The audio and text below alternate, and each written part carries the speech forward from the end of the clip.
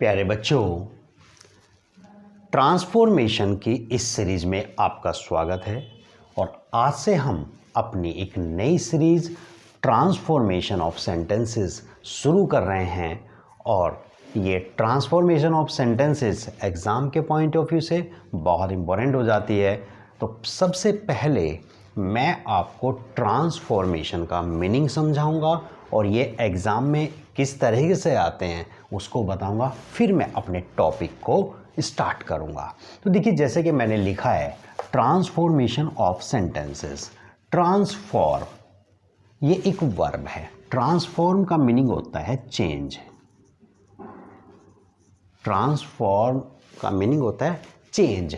Transformation of sentences का मतलब, transformation एक नाउन हो गया और ट्रांसफॉर्मेशन ऑफ सेंटेंसेस का मतलब हो गया वाक्यों को बदलना, वाक्यों में परिवर्तन करना। दोस्तों, ये जो हम वाक्यों में परिवर्तन करते हैं ये इस तरह से हमारा होना चाहिए कि वाक्य जिसमें हमें इंडिकेट किया जा रहा है, जिसमें हमें ऑर्डर दिया जा रहा है कि आप वाक्य को इसमें चेंज कीजिए, एक बात। और दूसरा कि वाक्य का जो पहला मीनिंग था वो चेंज नहीं होना चाहिए। जैसे कि मैं एक सेंटेंस लिखता हूँ, ही इज पुअर। ये आपका एक सेंटेंस लिखा और मैंने ब्रैकेट में कहा कि इस वाक्य को आप नेगेटिव बनाइए। मैं अभी ट्रांसफॉर्मेशन के किसी टॉपिक को नहीं करा रहा, मैं अभी केवल ट्रांसफॉर्मेशन की बेसिक बात बता रहा हूँ। अब उन्होंने कहा ही इज़ पुअर, ये एक सेंटेंस है, आप इसको नेगेटिव बनाइए। तो देखिए, अगर आप इसको ऐसा कर देते हैं ही इज़ नॉट पुअर, तो ये नेगेटिव तो हो गया है, लेकिन ये नेगेटिव आपका ट्रांसफॉर्मेशन का जो हमारा नियम है उसके अकॉर्डिंग ये आपका नेगेटिव नहीं हुआ है, क्योंकि ट्रांसफॉर्मेशन का सबसे पहला नियम है कि उसका मीनिंग चेंज नहीं होना चाहिए। और आप देख सकते हैं ही इज़ पुअर, वह गरीब है, और यहाँ पर क्या है, ही इज़ नॉट पुअर, वह गरीब नहीं है, यानी कि तो मीनिंग चेंज हो गया, ये मीनिंग चेंज हो गया। तो जब हम transformation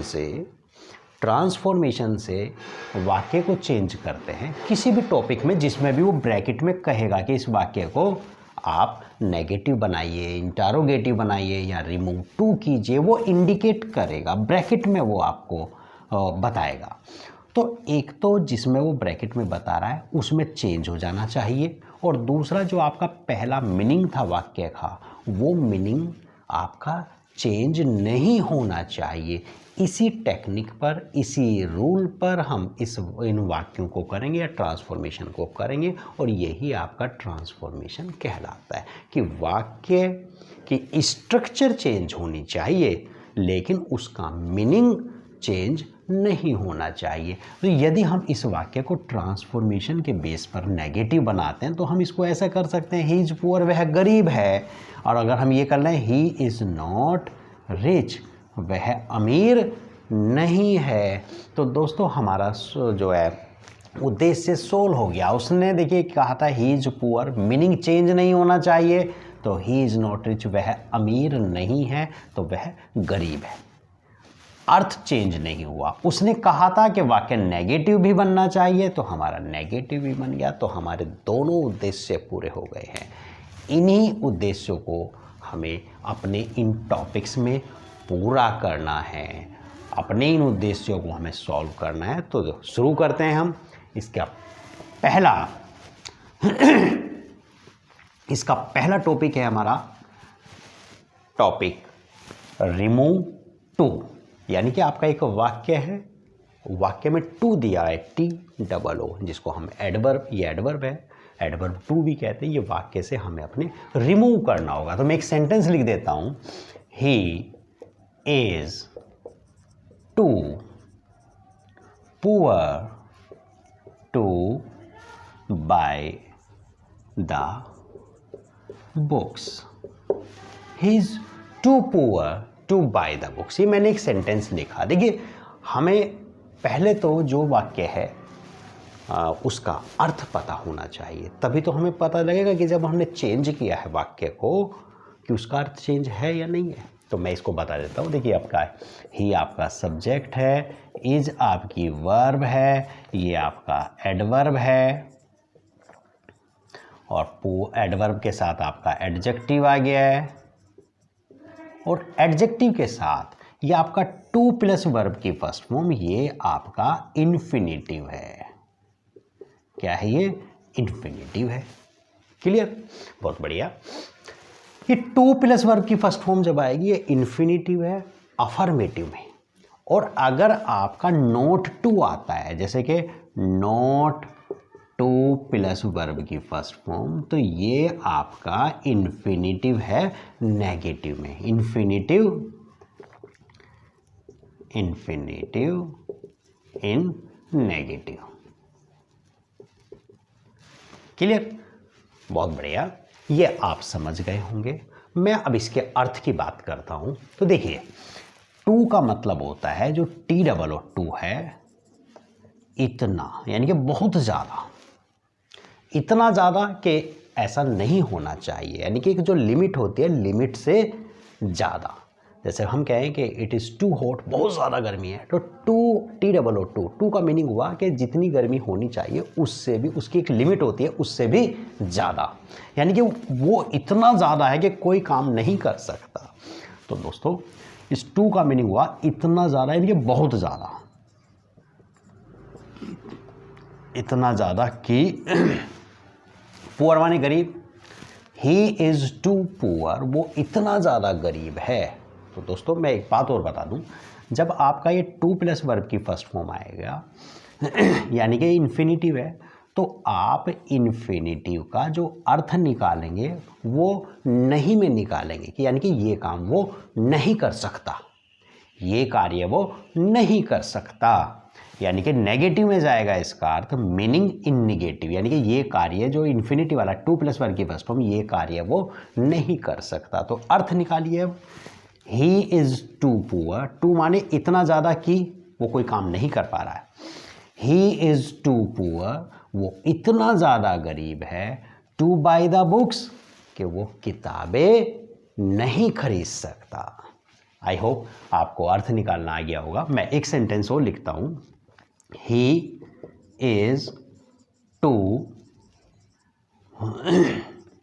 week to run the race. इसका अर्थ निकालेंगे, ही माने वह है, इज माने है, टू माने इतना ज़्यादा, क्या इतना ज़्यादा के बाद आप एडजेक्टिव का अर्थ लाएंगे और फिर की निकालेंगे।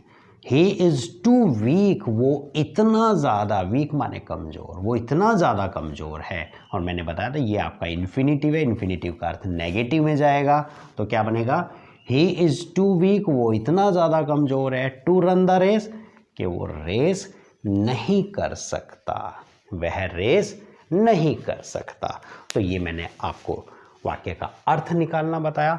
अब मैं आपको इस वाक्य में से, हमारा टॉपिक है ये आप नोट कर लीजिएगा, नॉट टू प्लस वर्ब की फर्स्ट फॉर्म इन्फिनिटिव इन नेगेटिव।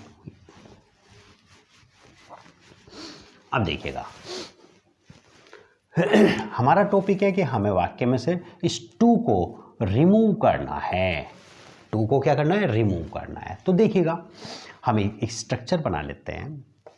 सबसे पहले आप लाओ सब्जेक्ट, सब्जेक्ट के बाद वर्ब, वर्ब के बाद सो, और सो के बाद एडजेक्टिव। सो आया, ये सो कहाँ से आया? देखिए टू था, इस टू के दो अर्थ निकाल लो, एक सो और एक नोट। नोट इसका बाद में चला जाता है, जैसे कि अर्थ निकालने के लिए मैंने बताया था, और सो आपका यहाँ आ जाएगा। और सो का मीनिंग होता है इतना। ही सब्जेक्ट आ गया, वर्ब आया, सो एडजेक्टिव, एडजेक्टिव के बाद क्या है आपका? ये इन्फिनिटिव है, तो आप दैट लाएंगे। ये दैट कहाँ से आ गया है? ये दैट आपको रखना होगा, क्योंकि सो एडजेक्टिव प्लस दैट का एक पेयर होता है। अभी आपको पता चल जाएगा। दैट, दैट के बाद आप क्या करेंगे? सब्जेक्ट लाएंगे, ये सब्जेक्ट आपका बाद में भी कोई हो सकता है, नहीं तो पहले वाला ही होगा। और सब्जेक्ट के बाद आप कैन नॉट लाओ या फिर कुड नॉट का प्रयोग करो। ये कैन नॉट और कुड नॉट क्या है? देखिए वर्ब के ऊपर डिपेंड करता है। ये कैन नॉट कब आएगा? यदि आपका पहली बार ये जो वर्ब है अगर ये प्रेजेंट में है तो आप कैन नॉट लाओ, और यदि ये वर्ब आपकी पास्ट में है, वाज वगैरह आया है, तो आप कुड नॉट का प्रयोग करेंगे। और फिर क्या करेंगे आप? बस कुछ नहीं करना, वर्ब की फर्स्ट फॉर्म के बाद ऐसी वाक्य को कर देना है, तो ये वाक्य आपका चेंज हो जाएगा। तो देखते हैं इस वाक्य को चेंज कर लीजिए। सब्जेक्ट वर्ब इसी पे क्या बनेगा? ही, सब्जेक्ट आया ही, वर्ब इज, सो, और एडजेक्टिव क्या था आपका? जो डबल टू आपका एडवर्ब है उसके बाद जो आपका एडजेक्टिव है, तो आप एडजेक्टिव लाओ, he is so poor. Adjective के बाद आपको दैट लाना है, दैट आ गया है, और दैट के बाद आपको सब्जेक्ट, सब्जेक्ट क्या था आपका? ही, और सब्जेक्ट के बाद कैन नॉट या कुड नॉट में से एक लाइए आप। अगर वर्ब आपकी प्रेजेंट की है तो कैन नॉट का प्रयोग कर रहे हैं हम, मैंने अभी बताया था, और यदि पास्ट होगा यहाँ पर तो आप कुड नॉट का प्रयोग करेंगे। यहाँ पे प्रेजेंट है तो कैन नॉट लिया हो, ही कैन नॉट, और कैन नॉट के बाद वर्ब की फर्स्ट फॉर्म, वर्ब क्या है आपकी? Buy, he can not buy the books. हमने एक सेंटेंस से आपका चेंज किया, इसका अर्थ देख लेते हैं कि इसके अर्थ से ये कहीं चेंज तो नहीं हो गया है। तो देखिए अर्थ, ही माने वह है, इज माने है, सो माने इतना, सो माने इतना, पुअर माने गरीब, वह इतना गरीब है, दैट, दैट का मतलब होता है कि, वह इतना गरीब है कि, ही कैन नॉट, कैन माने सकता, आपको पता होगा, कैन नॉट बाई वो नहीं खरीद सकता, द बुक्स किताबें, वह इतना गरीब है कि वह किताबें नहीं खरीद सकता। इसका अर्थ भी यही था, he is too poor to buy the books, वो इतना गरीब है कि वो किताबें नहीं खरीद सकता, और इसका भी अर्थ यही है। तो हमारा अर्थ चेंज नहीं हुआ, एक बात। दूसरी बात उसने कहा था कि हमारा टू वाक्य से रिमूव हो जाना चाहिए, हट जाना चाहिए, तो हमारा टू भी हट गया है वाक्य से। तो यही आपका क्या है? ट्रांसफॉर्मेशन हुआ इस वाक्य का। तो आई होप ये सब आपको समझ आ गया होगा। आप इसको नोट कर सकते हैं और फिर इसको आगे बढ़ाते हैं।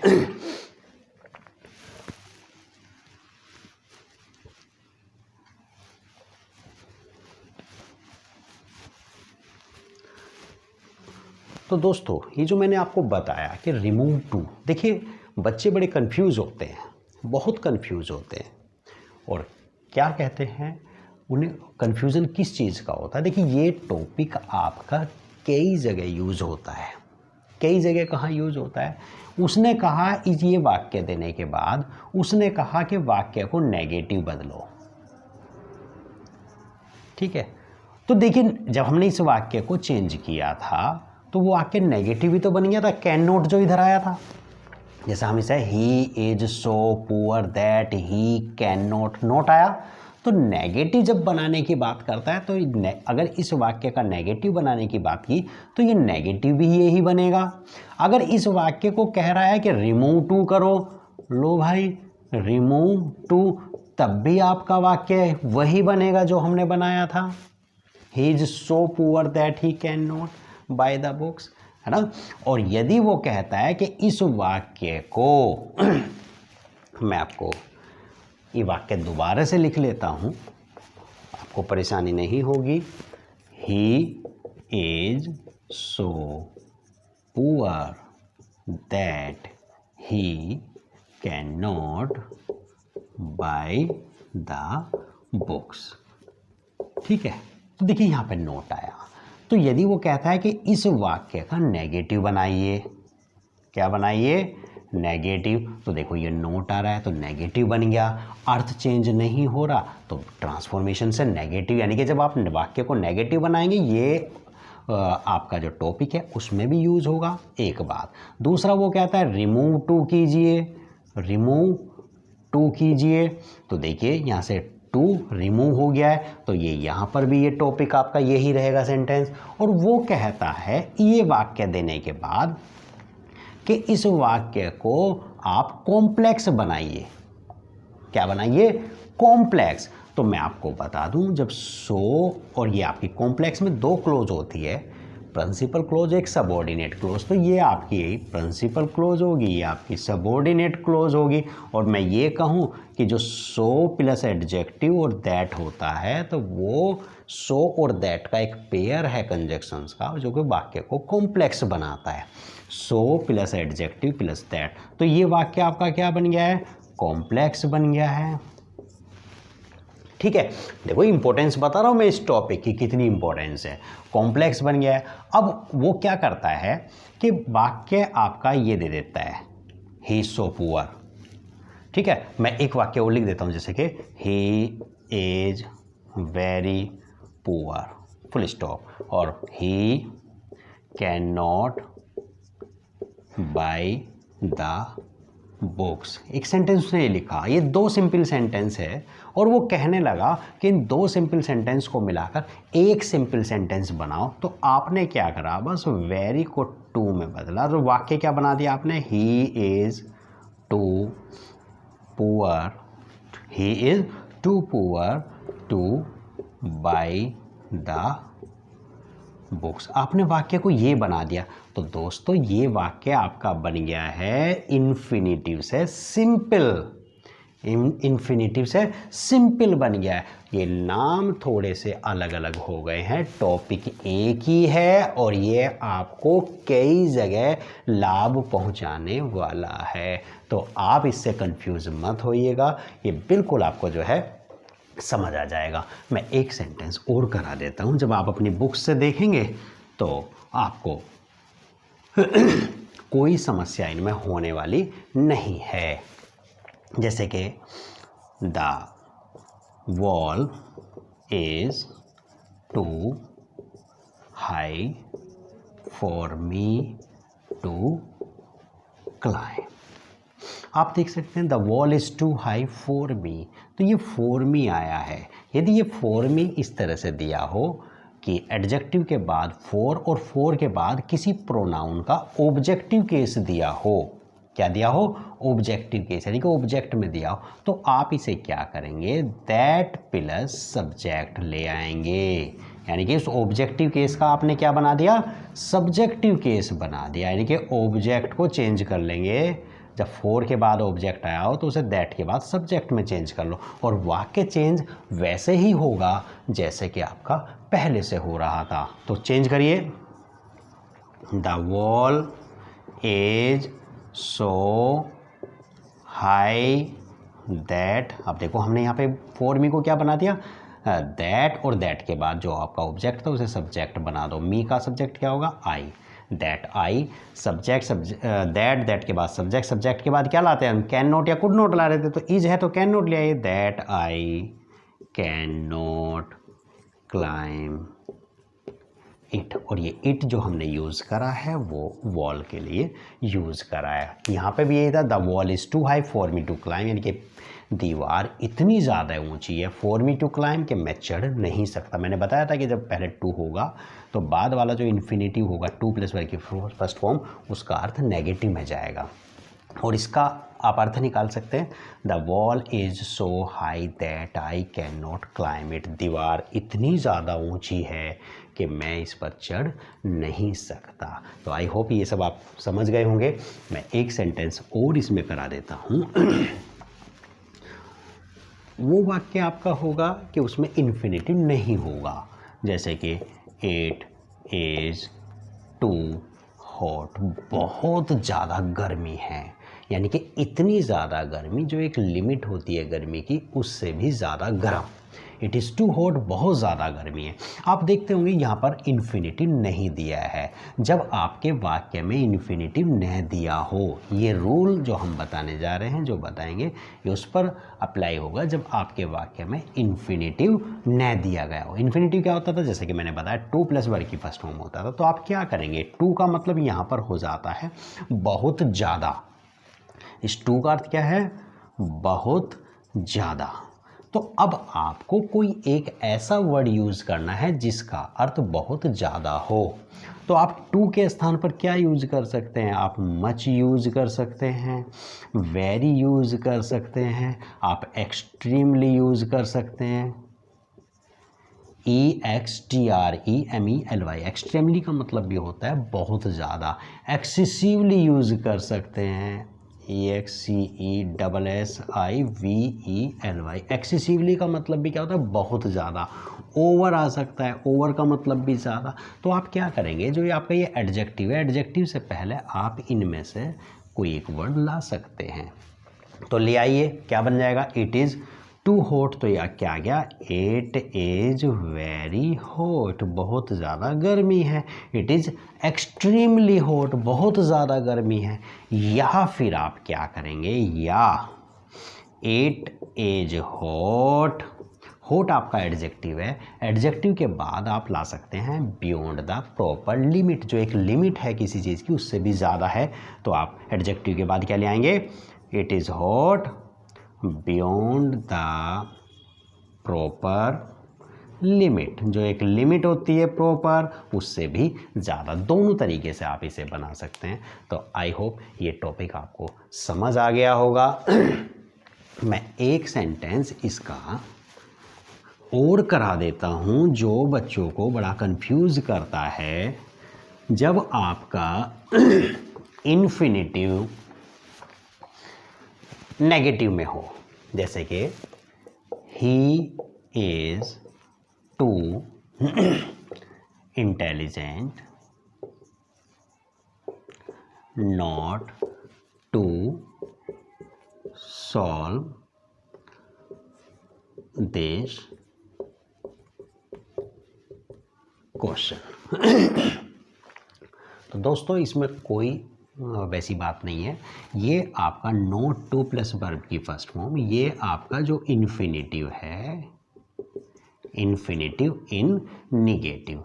जब आपका इस तरह का वाक्य आया हो कि इन्फिनिटिव आपका नेगेटिव में हो, तो आप नॉट को क्या करेंगे? रिमूव कर देते हैं, यानी कि वो इस काम को कर सकता है। जब आपका नॉट नहीं था तो वहाँ पे हम जो अर्थ निकाल रहे थे वो नेगेटिव में निकाल रहे थे, और जब आपका इन्फिनिटिव नेगेटिव में होगा तो अर्थ आप अफर्मेटिव में निकालेंगे, पॉजिटिव में निकालेंगे, यानी कि वो इस काम को कर सकता है। ही इज़ टू इंटेलिजेंट, वो इतना इंटेलिजेंट है।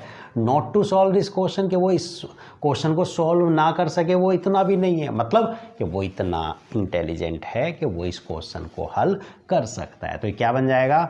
ही इज सो इंटेलिजेंट, वो इतना इंटेलिजेंट है, that he can solve this question, वो इतना इंटेलिजेंट है कि वो इस क्वेश्चन को सॉल्व कर सकता है। तो आई होप ये आपको समझ आ गया होगा। अपनी बुक से आप प्रैक्टिस करेंगे और इस टॉपिक को क्लियर कर लेंगे। तो मिलते हैं अगली वीडियो में। Thank you, bye bye.